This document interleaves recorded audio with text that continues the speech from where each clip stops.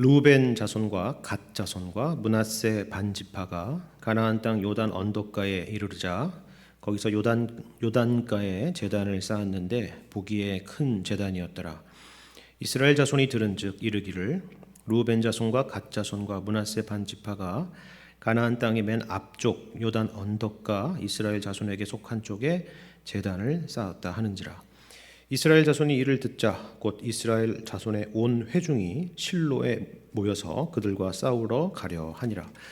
이스라엘 자손이 제사장 엘르아살의 아들 비느하스를 길르앗 땅으로 보내어 르우벤 자손과 갓 자손과 므낫세 반 지파를 복계하되 이스라엘 각 지파에서 한 지도자씩 10 지도자들을 그와 함께하게 하니 그들은 각기 그들의 조상들의 가문의 수령으로서 이스라엘 중에 천부장들이라.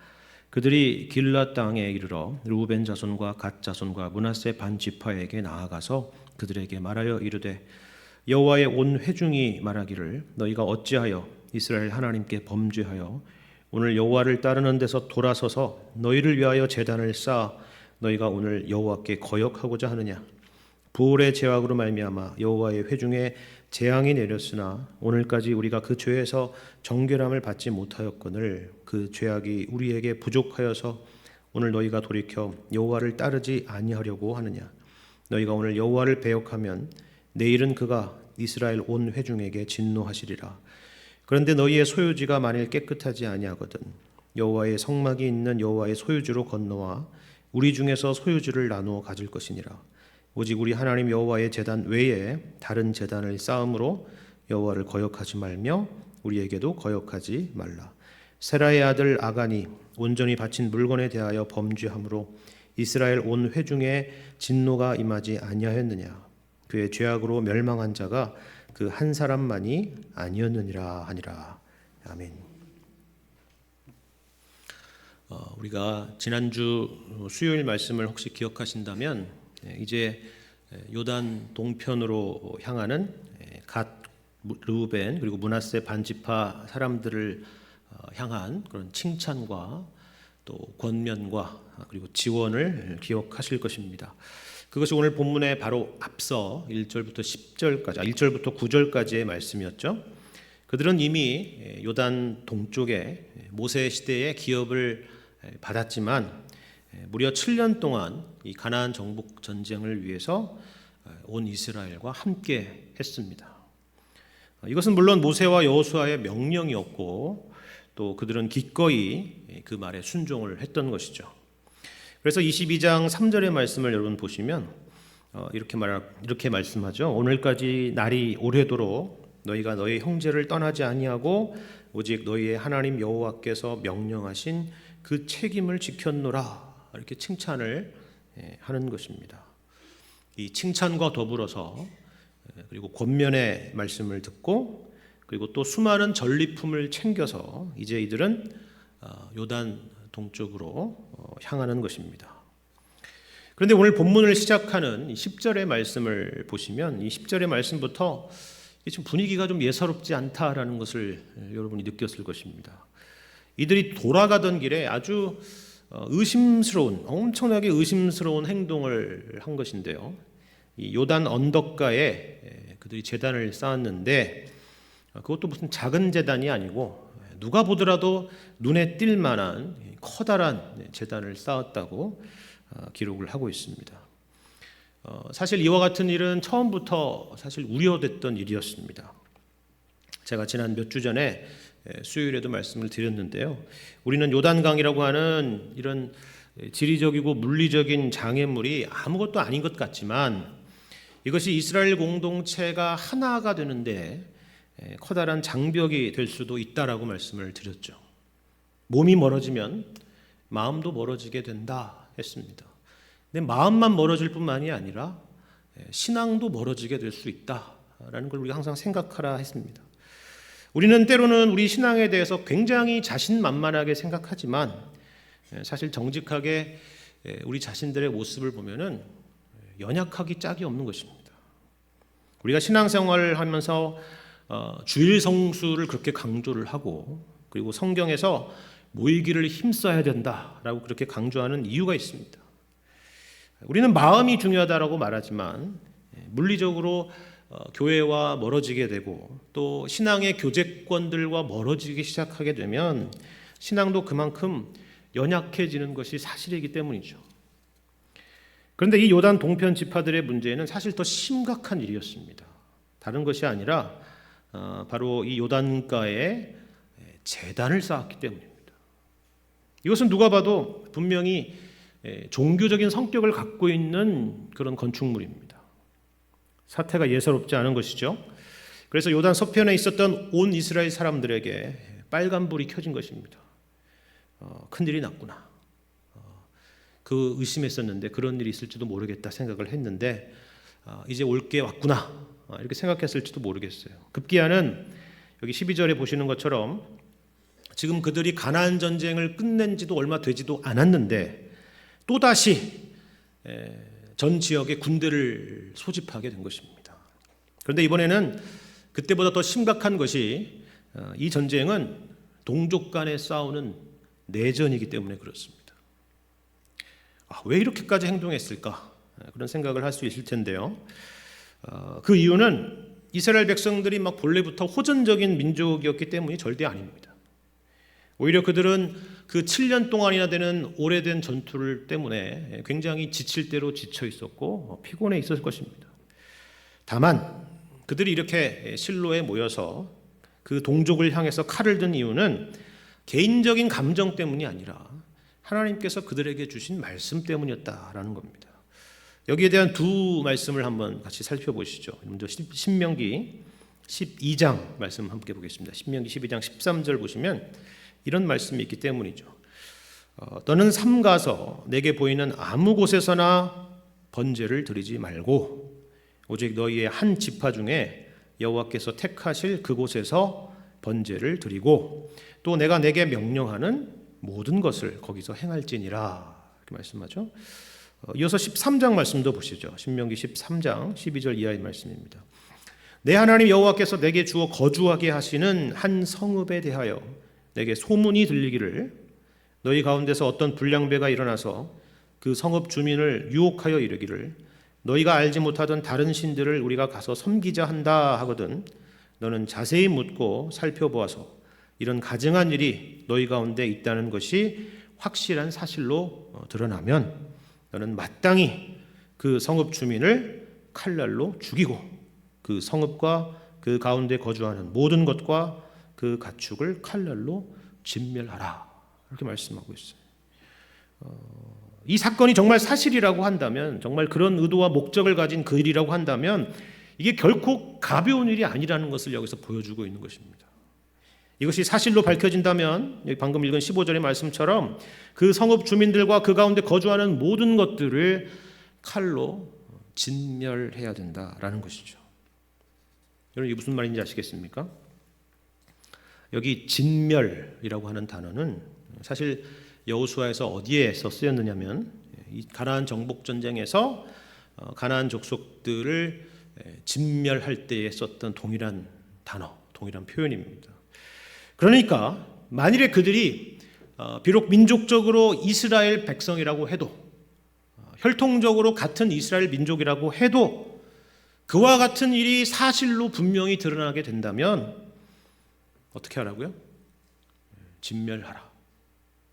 그게 무슨 말이에요? 그들을 가나안 족속과 동일하게 여기라. 그런 말입니다. 무시무시한 말이죠. 그렇죠? 그런데 우리는 여기서 여기 동족들을 진멸하라, 이렇게 진멸하라라는 표현에 매몰되기 이전에 이 말씀의 보다 본질적인 의미를 이해할 필요가 있습니다. 이것은 다만 하나님이 무자비한 분이시다라는 말씀이 아닙니다. 하나님은 폭력적인 분이시다라는 말씀은 더더욱 아니죠. 그 정도로 그렇게 하실 정도로 하나님께서 싫어하시고 미워하시는 일이 있다라는 사실입니다. 그것은 바로 그들이 하나님을 섬기는 일에서 떠나는 것입니다. 이것이 왜 문제냐 하면은 그것은 바로 그들이 하나님의 생명에서 떠나는 일이기 때문에 그렇습니다. 우리는 지금 본문에서 어떤 맥락 가운데 있냐면 이스라엘 공동체의 하나됨을 강조하는 그런 맥락 가운데 있습니다. 그들은 이스라엘의 12지파 중에 2지파 반입니다. 그리고 지난 7년 동안 이 가나안 정복 전쟁에 함께했던 혈맹의 사이죠. 함께 동고동락했던 동지입니다. 그런데 그들의 하나됨이라고 하는 것은 단지 그런 것에 있는 것이 아니라는 것입니다. 이스라엘 백성의 하나됨의 가장 중요한 것은 하나의 신앙이라 하는 거예요. 하나님 한 분만 믿고 섬기는 공동체. 이것이 바로 이스라엘의 정체성이고 이스라엘의 하나됨의 뿌리이고 열쇠라는 것입니다. 그 민족을 진멸해야 될 만큼 하나님은 이것을 아주 심각하게 여기고 있다는 사실입니다. 오늘날 교회도 마찬가지입니다. 오늘도 우리는 사도신경을 고백했는데요. 사도신경 중에서 교회에 대한 고백 중에 우리는 거룩한 공회를 믿는다라는 고백을 했습니다. 영어로 하면 The Holy Catholic Church라는 것입니다. 캐톨릭 처치라고 하니까 천주교인가 이렇게 생각하시겠지만 그런 의미가 아니라 보편적이라는 그런 의미를 갖고 있습니다. 그래서 이 캐톨릭을 유니버설이라고도 하기도 합니다. 그러면 보편적인 교회를 믿는다라고 할 때 이 보편적인 것은 무슨 의미일까요? 이 교회의 보편성이라고 하는 것은 반대가 뭐죠? 특수한 거죠. 그죠? 특수성과 반대되는 의미입니다. 그러니까 예를 들어서 우리 송파제일교회는요.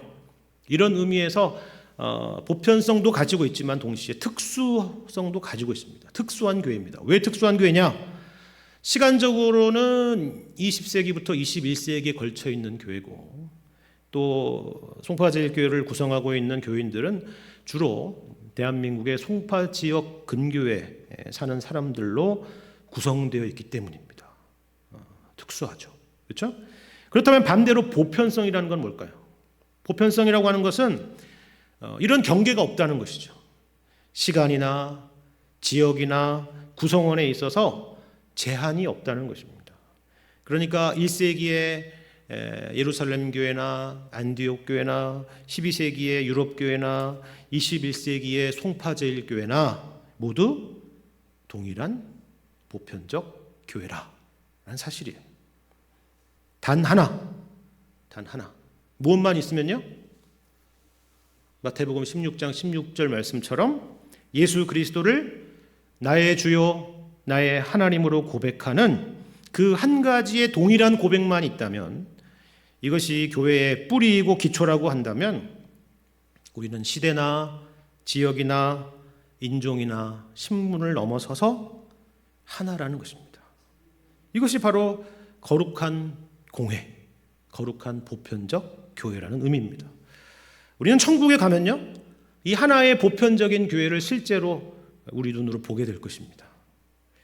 그러니까 반대로 말하자면 아무리 같은 시대, 같은 지역, 같은 혈통으로 묶여 있다라고 할지라도 이 하나의 믿음과 하나의 고백이 없다고 한다면 그것은 교회일 수가 없다라는 것입니다. 그러니까 동족끼리 싸우냐 마냐, 진멸하느냐 마느냐의 문제를 떠나서 하나님은 이 문제를 그만큼 심각하게 다루고 있다는 사실입니다. 예를 들어서 우리 교회가 신앙교육이나 세례 문답이나 이런 것도 제대로 하지도 않고 심지어는 다른 종교를 믿는 사람들도 우리 송파제일교회의 정식 회원으로 받아들인다라고 생각을 해보십시오. 이게 정말 편견 없는 아름다운 모습일까요? 그러면 교회는 어떻게 될까요? 그런 교회를 과연 우리는 교회라고 할 수 있을까요? 제가 그냥 가정을 하는 것이 아니라 그런 교회가 이 지구상에는 얼마든지 있습니다.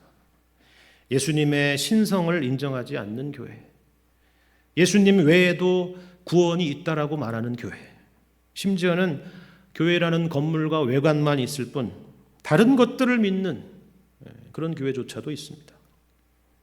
이런 교회들과 우리는 모두 하나의 보편적인 교회라고 말할 수가 없다라는 것입니다. 사실 이런 맥락에서 오늘 본문의 말씀을 여러분 보시면 본문에서 이것을 얼마나 중요한 문제로 다루고 있는지를 우리가 알 수가 있는데요. 두 가지 내용을 추가적으로 확인해 볼 수가 있습니다. 하나는 뭐냐면 이 요단 동편과 서편에 있는 이 양쪽 진영을 설명하고 있는 표현을 한번 잘 보시길 바랍니다. 쭉 나와 있는 똑같이 계속 반복되는 내용인데 특별히 12절과 13절의 내용을 한번 볼까요? 이 두 가지의 진영을 어떻게 표현하고 있는지를 보십시오. 12절에 이스라엘 자손이 이를 듣자 곧 이스라엘 자손의 온 회중이 실로에 모여서 그들과 싸우러 가려 하니라. 이스라엘 자손이 제사장 엘르아살의 아들 비느하살을 길르앗 땅으로 보내어 르우벤 자손과 갓 자손과 므낫세 반 지파를 보게 하되라는 거예요. 뒤에도 계속 그렇게 등장하는데 여러분 혹시 이상한 부분을 눈치채셨습니까? 지금 요단강을 끼고 양쪽으로 대립하고 있는 두 진영을 나눈다 그러면 어떻게 해야 맞아요? 요단 동편의 두 지파와 므낫세 반 지파, 그리고 요단 서편의 9지파와 므낫세 반 지파, 뭐 이렇게 얘기해야 맞잖아요. 그렇죠? 근데 지금 본문을 잘 보세요. 이스라엘과, 그러니까 이스라엘 자손의 온 회중과 그리고 루벤 자손과 갓 자손과 므낫세 반 지파, 이렇게 구별하고 있는 거예요. 제가 예를 들어서 이렇게 얘기한다고 해보세요. 우리 송파제일교회와 삼교구는 이러면 어떻게 되겠어요? 삼교구 입장에서는 그럼 우리는 송파제일교회가 아닌가? 그런 생각이 들잖아요. 우리 송파제일교회와 제5남전도회는 이상하잖아요. 그렇죠?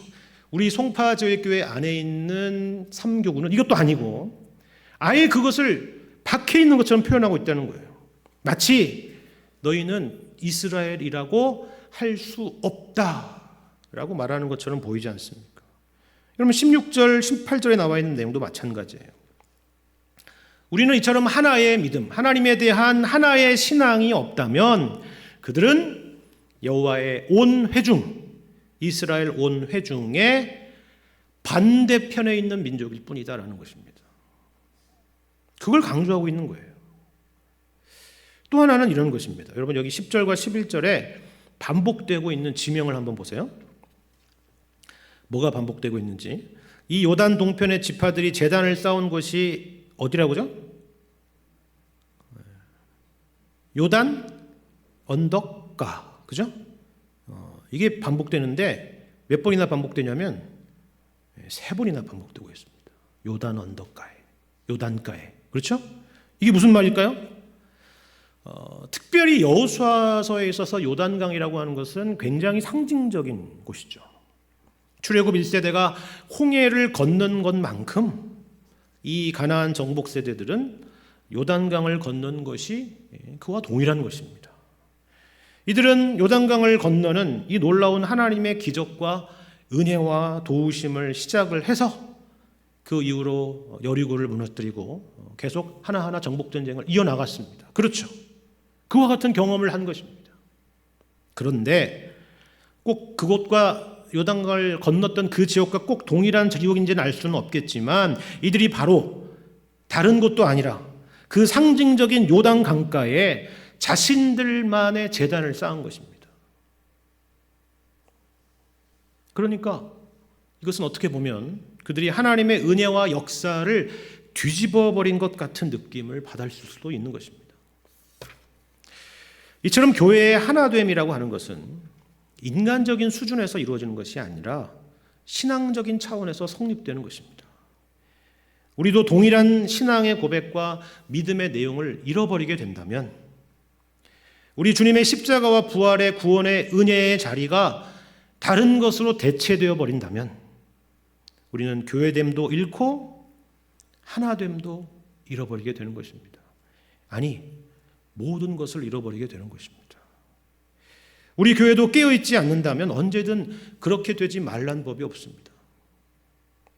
1000년을 넘게 이어져 왔던 로마 카톨릭 교회가 종교개혁이라고 하는 불가피한 상황을 만났다는 그 역사적인 사실을 기억해 보시기를 바랍니다. 우리가 하나의 장로교회였는데 수없이 갈라졌고 그 갈라진 것 중에는 우리와 다른 믿음을 갖고 있는 교회도 있다는 사실도 기억해 보시기를 바랍니다. 우리가 항상 어떻게 그럴 수 있지? 라고 생각하는 것이 아니라 우리가 항상 그 경각심을 가져야 된다는 의미입니다. 물론 우리가 다음 주 수요일에 확인하게 되겠지만 사실 이 요단 동편의 지파들이 세운 이 제단은 종교적인 반역을 위해서 세워진 것이 아니었습니다.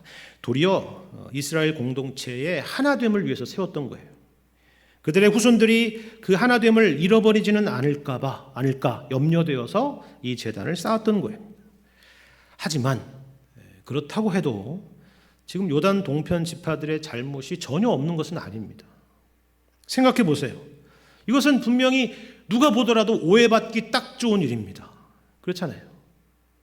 만일에 정말 좋은 의도를 가지고 있고 그래서 이런 일을 했다고 할지라도 그렇다면 먼저 그것을 이스라엘 지파들에게 설명을 했어야죠. 누가 봐도 이것은 오해받을 일인데 나중에 우리는 전혀 그런 의도가 아니었다라고 말하는 것으로 그렇게 단순히 해결될 수 있는 문제가 아니기 때문입니다. 그들은 지혜가 없었던 것이죠. 그런데 지혜롭지 못한 부분에 있어서는 요단 서쪽의 지파들도 일정 부분 문제가 있었습니다. 12절에 보는 것처럼 이 이스라엘의 나머지 지파들도 요단 서편에 있는 지파들도 이 소식을 듣자마자 다들 칼을 들고 모였습니다. 그렇죠. 물론 한편으로는 이것은 영적으로 건강한 신호입니다. 우리 몸에 병균이 침투했을 때 면역 작용이 일어나는 것이 건강의 증거인 것과 같은 것이죠. 하지만 일단 소문만 들었을 뿐이잖아요. 그렇죠? 자초지종을 확인하기 전입니다. 앞서 보았던 신명기 13장의 말씀도 그것을 말씀하고 있죠. 당장 그 소문을 듣고 칼을 들고 나가서 진멸하라고 말씀하고 있지 않습니다.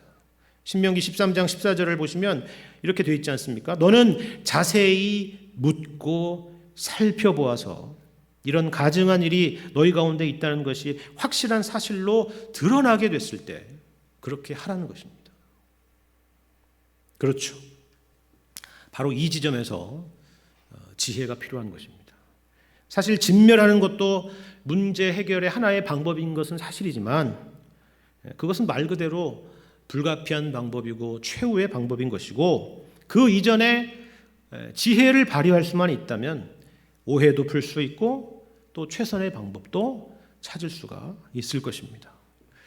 이것을 고민하는 공동체가 좋은 공동체고요. 또 좋은 교회입니다. 교회에 이런 지혜로운 사람이 많아져야 건강한 교회입니다. 정의만 살고 사람이 죽거나 아니면 반대로 사람은 사는데 정의가 죽거나 하나님의 진리가 무너지게 된다고 한다면 그것은 정말 있어서는 안 되는 일이기 때문에 그렇습니다. 그래서 예수님도 이렇게 말씀하시지 않았습니까? 마태복음 18장을 보시면 예수님이 하신 말씀이 있습니다. 마태복음 18장 15절 이하의 말씀을 제가 읽겠습니다. 내 형제가 죄를 범하거든 가서 너와 그 사람과만 상대하여 권고하라. 만일 들으면 내가 내 형제를 얻은 것이요 만일 듣지 않거든 한두 사람을 데리고 가서 두세 증인의 입으로 말마다 확증하게 하라. 만일 그들의 말도 듣지 않거든 교회의 말하고 교회의 말도 듣지 않거든 이방인과 세리와 같이 여기라. 여기 15절에 보이시죠? 그렇게 하면 형제를 얻은 것이요 라는 겁니다. 형제를 잃지 않는 것이 중요한 것입니다. 그렇죠. 이 치리의 궁극적인 목적은 결국 사람을 살리고 사람을 회복시키는 것이 있다라는 것입니다. 그런데 1대1로도 안 되고 두세 증인으로도 안 되고 교회의 권고로도 안 되면 어떻게 하라고요? 그때는 이방인과 세리와 같이 여기라 라는 거예요.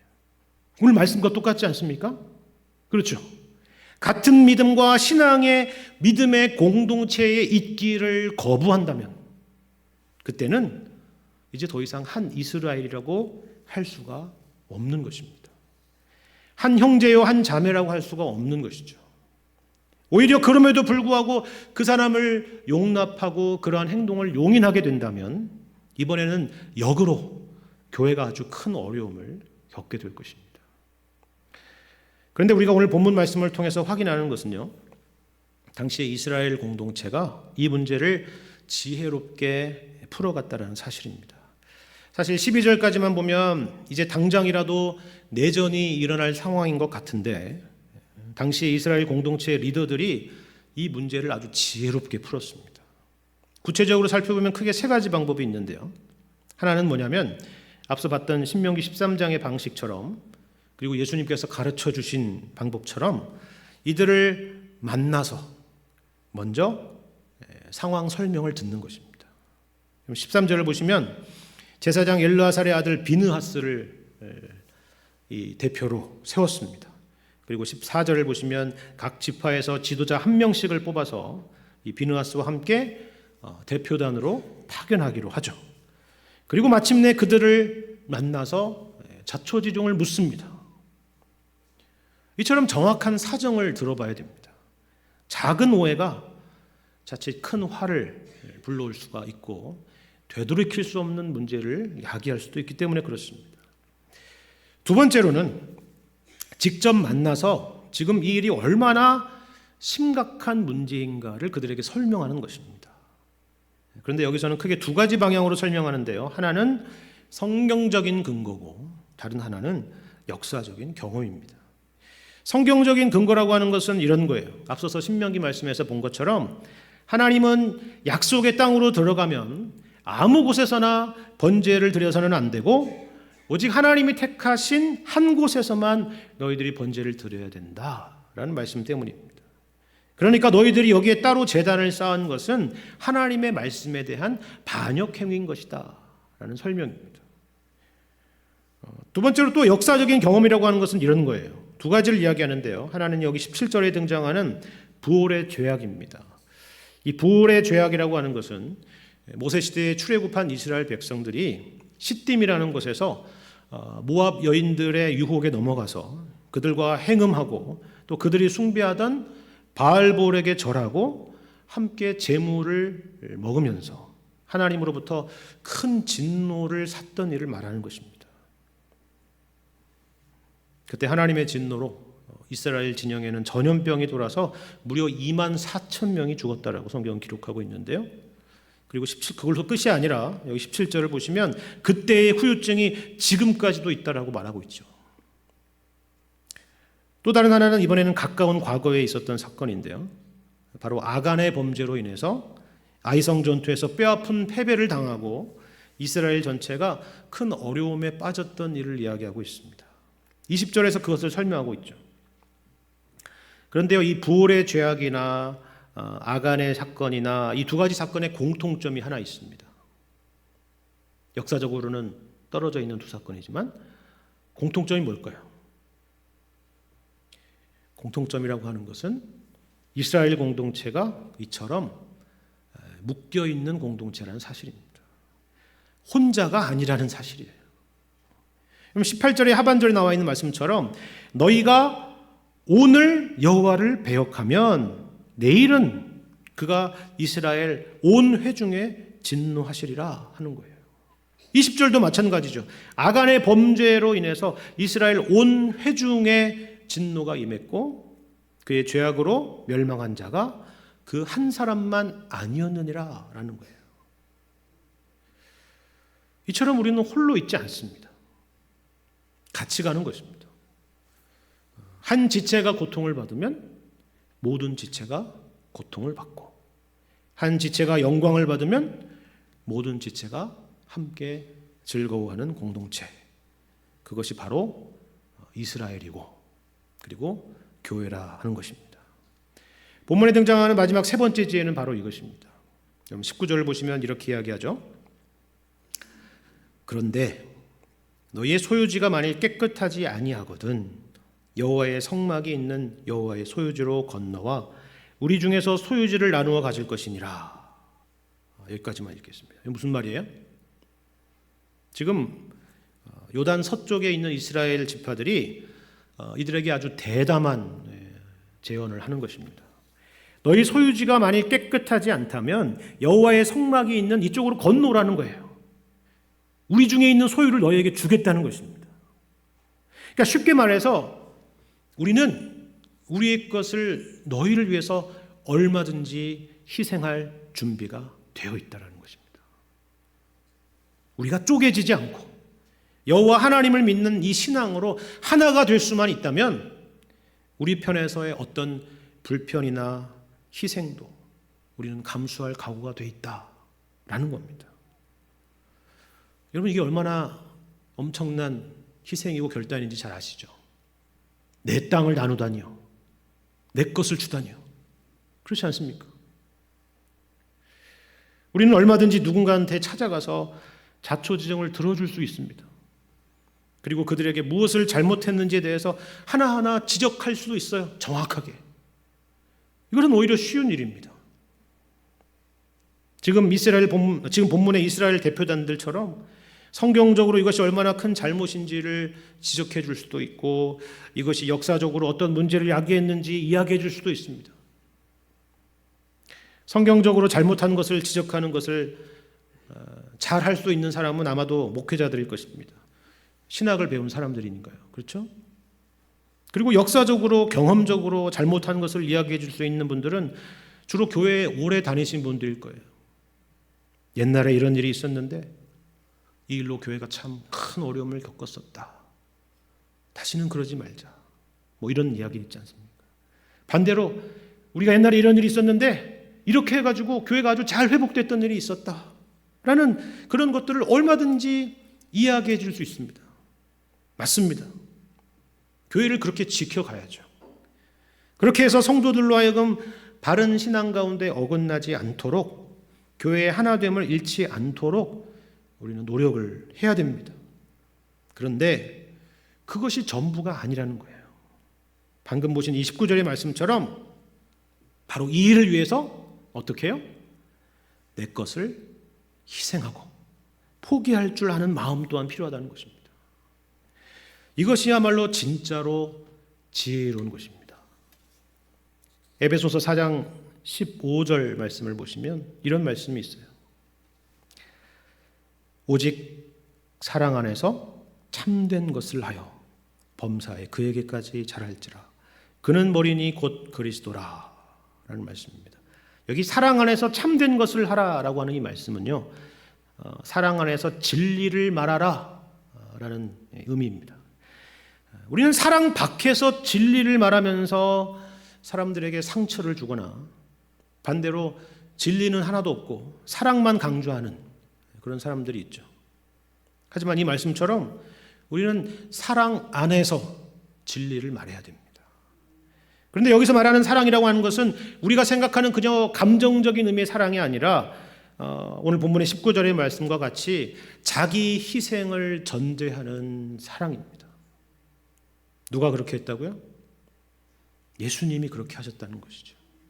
그래서 사랑 안에서 진리를 말함으로 범사에 그에게까지 자랄지라 라고 말씀하는 거예요. 예수님이 진리로만 오셨다고 한다면 우리는 다 심판받아 죽었을 것입니다. 반대로 우리가 생각하는 그러한 사랑으로만 오셨다고 한다면 우리는 아무 문제도 해결받지 못했을 거예요.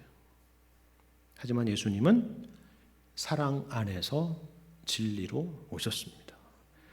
자기의 옳음을 증명하시기 위해서 오신 것이 아니라 우리를 옳게 만드시기 위해서 자기를 버려 우리를 위하여 십자가에 죽으심으로 그 사랑을 확증하신 것입니다. 그리고 그 희생적인 사랑으로 우리를 하나로 묶으신 것입니다. 우리를 교회로 부르신 것입니다. 범사에 그에게까지 자랄지라 라고 말씀하죠. 이것이 바로 우리가 가야 될 길이라 라고 말씀하시는 것입니다.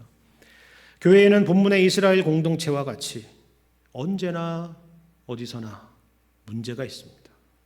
사건이 있고요, 오해가 있고요, 미움이 있을 수 있죠. 우리 모두 다 연약하기 때문입니다. 예수님 안에서 지혜로운 성도님들이 되시기를 바랍니다. 무엇이 과연 진리도 지키면서 하나됨도 지킬 수 있는 길인지, 무엇이 하나님이 기뻐하시는 길인지 예수님 안에서 고민하시고 기도하시고 또 그렇게 행동하실 수 있기를 바랍니다. 그리하여 우리 교회가 우리 주님이 기뻐하시는 건강한 공동체로 늘 세워질 수 있기를 우리 주님의 이름으로 간절히 축원합니다.